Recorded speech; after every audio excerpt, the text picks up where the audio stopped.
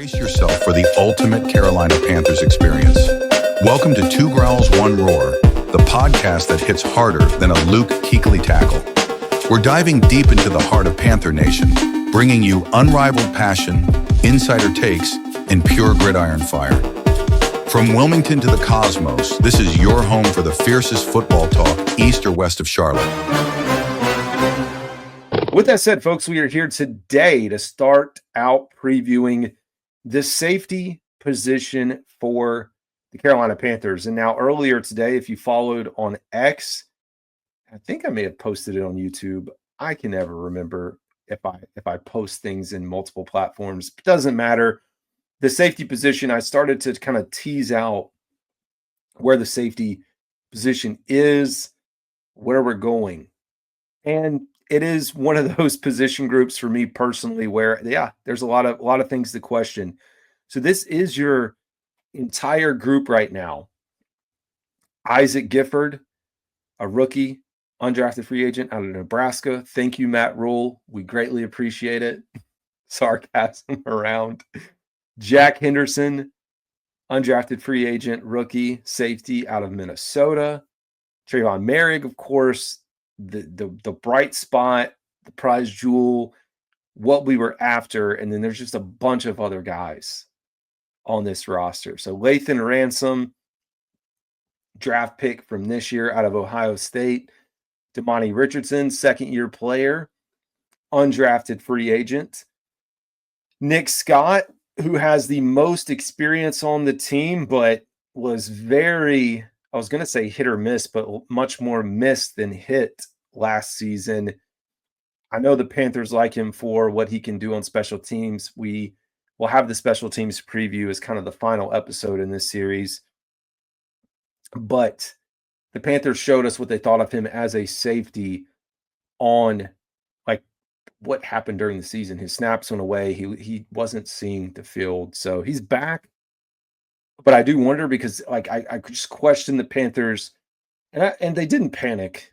Like it wasn't a panic move per se, but Panthers did have to, I think they did have to sit back at some point and say, oh, wow, we just lost, 40, 50% of our safety room, probably technically more than that.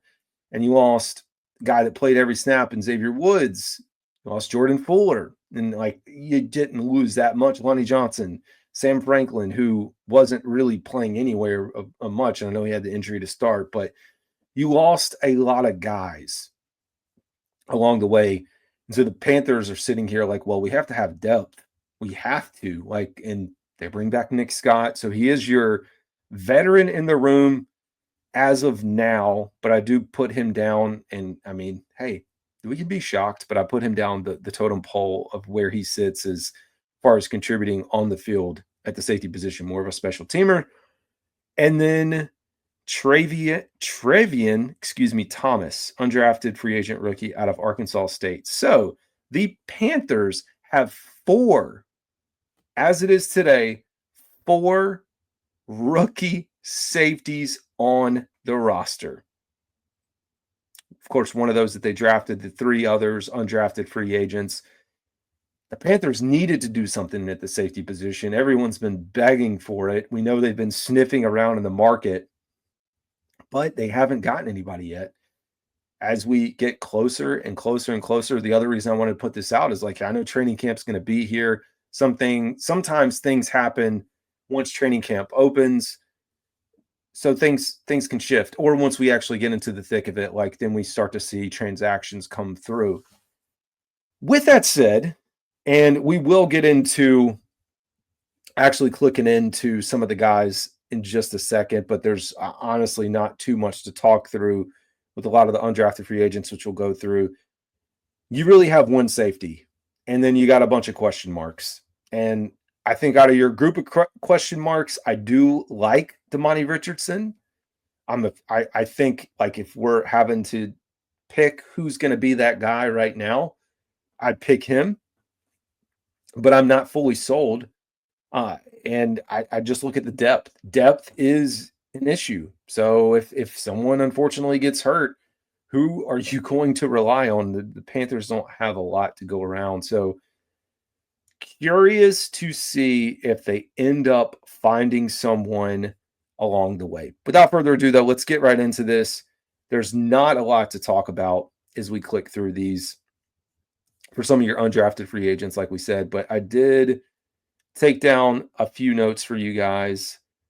So Isaac Gifford, first one on the list, as we mentioned, undrafted free agent, 6 feet, 203 pounds. He actually played 5 years at Nebraska and, of course, did play with Matthew Stafford. I looked today on Nebraska's, one at their website, but also their social media. There wasn't a ton of highlights or comments. I think there was like one video of him like hyping up the players pregame.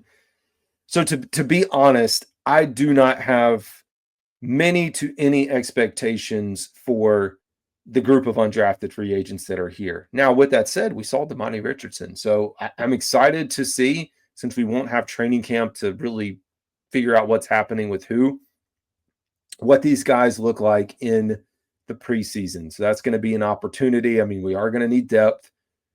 You're going to have to build out a practice squad. So there is potential for one of these guys that's an undrafted free agent to potentially make that roster. And like we said, like Demani Richardson, when he came onto the scene, he was balling out in the preseason last year. And so there, the football side of him was there.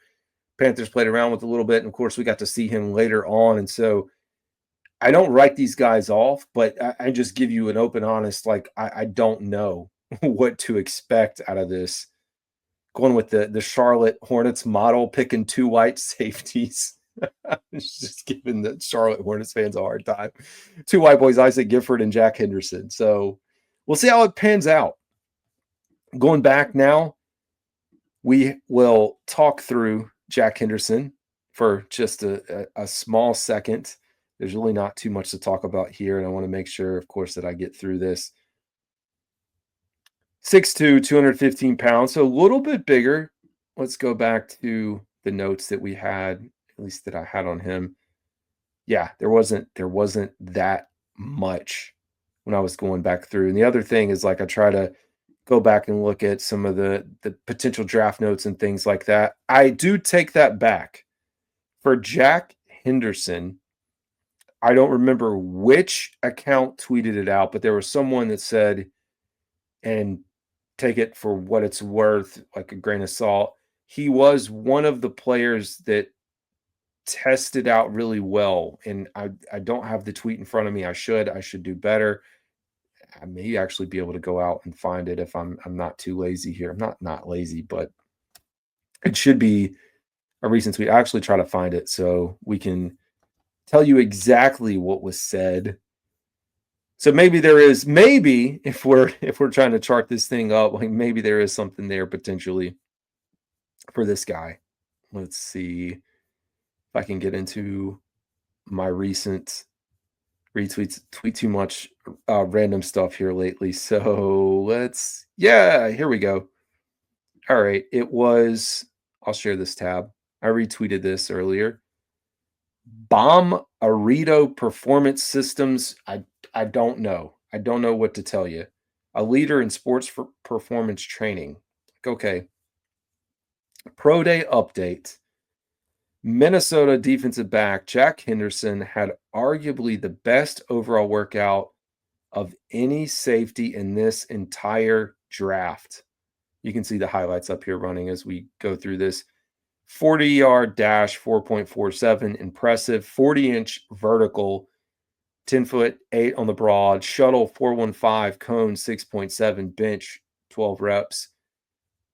I'm not a scout, not an NFL scout, so I can't tell you like how this measures up, but I will tell you 40 speed and the vertical at that. It's pretty impressive. So you know what? Maybe as we go through this and I talk myself into it, maybe he is someone that we need to be watching for. So I am excited. I'll go ahead and put a little asterisk beside his name. Like for me personally, this is something I did last year with Andrew Rame, who was the center out of Oklahoma. I had a kind of a tick mark beside him. Curious to see how he was going to play out. So add him to your list.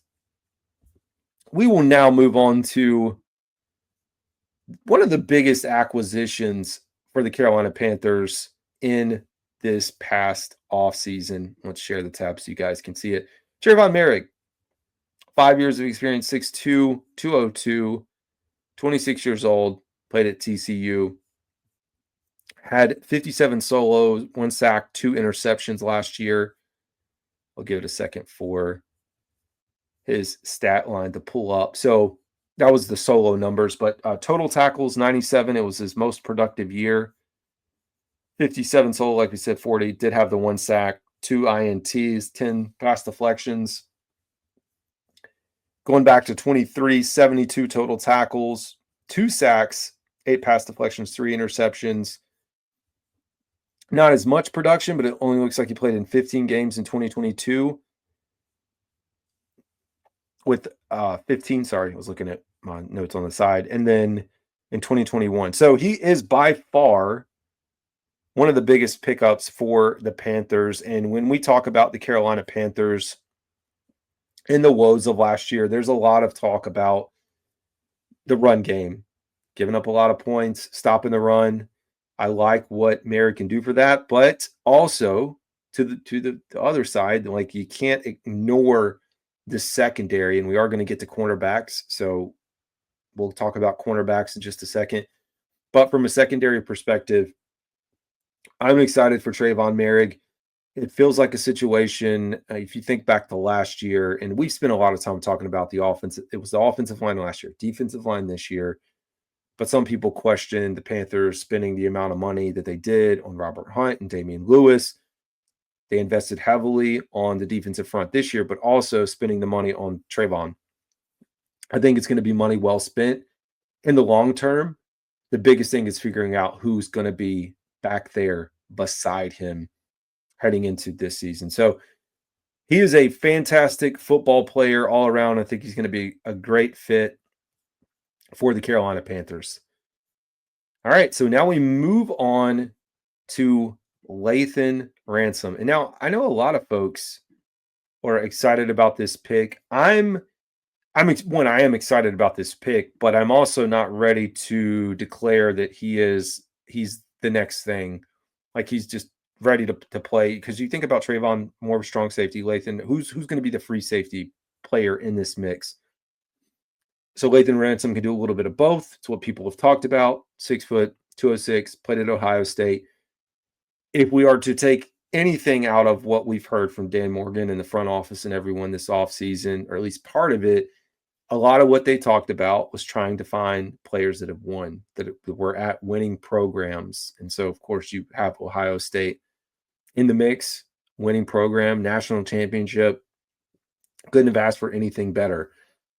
I don't know if he's the guy. This is why we have competition. So I guess the other thing we should discuss is, like, there's going to be a competition for who is starting opposite of Moehrig. Don't know just yet. And to be honest, the person that starts opposite of him may not even be on the Carolina Panthers roster at the moment. They may be sitting at home on the couch. I mean, maybe, yeah, technically, because it's 10 o'clock at night on the East Coast. They may be sitting at home on the couch. They may be on another team at the moment. And I'm not saying trade, but cut, waivers. And again, I know, like, when you get down into cuts and when we get to that point, like, there's not going to be that many good players available. I mean, I remember last year we were all hyping up the fact that the Panthers were number one in waiver wire. They're going to get so much talent. It's just going to fall off right to them.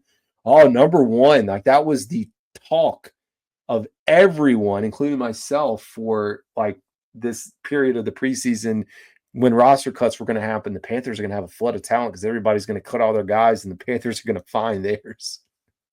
I laughed because, like, no, it just didn't work out that way. So Lathan Ransom, to me, I do think if you were like roster as it is today, I think it's between Lathan Ransom and Demani Richardson.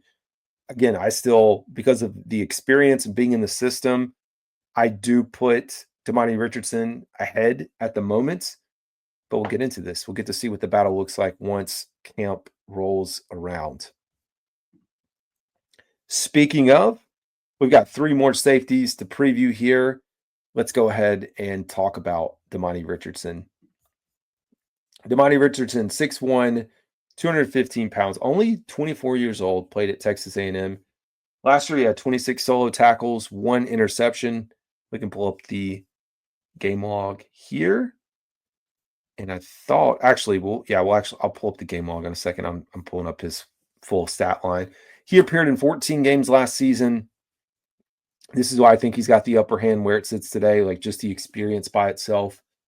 49 tackles, 26 solo, 23 assists, two pass breakups, 1 interception. Looking at his game logs, this is what I was trying to get into just a second ago. You can go back here, and I mean, he didn't like ball out per se in the preseason, but he did make some plays. So against the Patriots, he had 4 tackles. Against the Jets, he had 3. He did have 1 pass deflection, 1 interception. He returned that for 29 yards. So kind of a knack for getting to the ball. And like, if we're being real, the thing that the Panthers need, and like Canales has talked about this as well, forcing turnovers, protecting the ball on our side. It is very basic day one fundamentals when it comes to football and playing football and coaching. You turn the ball over and you keep the ball on your side, things are usually going to pan out in your favor. So the Panthers having someone potentially in the fold at the safety position that can force turnovers will be good. Now, we're actually getting close to wrapping up our entire conversation on the safety position for those that are just now tuning in. I think we've got 2 more players yet. What I was going to say is, and we're still not fully sold on this group. I don't think anyone is, because it's like the Panthers really have 1 good player out of a group where you need at least 2 or 3. It'd be ideal. But you think about the safety position, you think about the secondary, because we're going to talk about cornerbacks in a little bit. But you think about this, the secondary and both of these groups can get better or be better than they actually are if you get to the quarterback. If you are causing pressure, if you are getting in true passing down situations, peel your ears back, go to the quarterback, 3rd and long, 3rd and 9, 3rd and 11, 3rd and 12, situations where, hey, yeah, we know a pass is coming. It just is a little bit better. So if the Panthers can fix those things in the long run, maybe you can make up from your shortcomings on this side, but I'm still not sold in this entire group right now. Just not. Now, 2 more to go. We'll preview Nick Scott now, who is the most tenured. Oh, shoot. Well, we canceled it. So we're going to try do that to share the right screen again. We're going to preview the most tenured safety on the roster. Try to go back to the Panthers again. All right. Here we go. Technical delays on this side. We'll figure it out one day. All right, here we go. Nick Scott, number 21, 5'11", 200 pounds, 30. So that's another reason that I'm not fully sold on him, is the fact that the Panthers were in this bind. Felt like, okay, we got to have somebody. We can't go in with a bunch of rookies and just try to figure this out and then plug in whoever we can, like a second-year player. So from a special teams perspective, sure, great. Everything else, not so much. And we'll pull up his career stat line and we'll look at the game logs in just a second. Last year, he appeared in 10 games, 27 total tackles, 2 pass deflections. Before that, in 23, he was with the Bengals. You can see the stat line here for those that are watching, with 46 total tackles, no interceptions or pass deflections. For that, of course, where you have the ties with Evero, Los Angeles Rams. He wasn't a bad. I mean, you go back and look at the production in 21 and 22, it wasn't bad. Like, I would take 2 interceptions each year, 80 tackles, 43. Like, that 22 season was definitely his best season by far. But when we look over here at the game log, if we can find it, I got to keep scrolling down. We kind of see the story of the season. Well, potentially, I don't have a snap counts. I could have logged into something else. Doesn't matter. he started to play and then he tailed off towards the end of the season. So early in the season, not really in week 1 and week 2, but started seeing him get into the fold.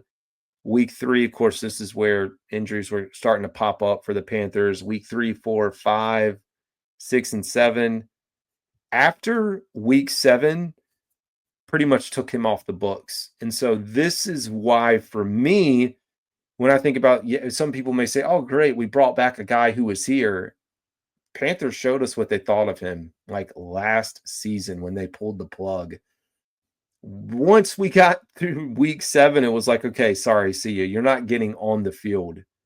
And you decide to bring him back, which is fine. I still think it was a panic move and more of an insurance policy to say, okay, yeah, you know what? We at least have someone who knows the system, who's been here.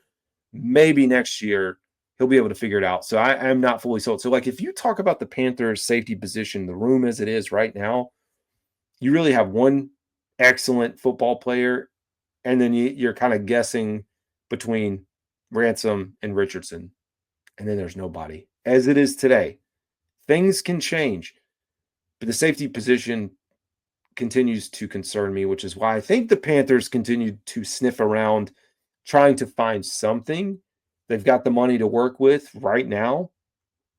Will they get something in over the line? I don't know, but we'll continue to monitor it. So, yeah, Nick Scott is back.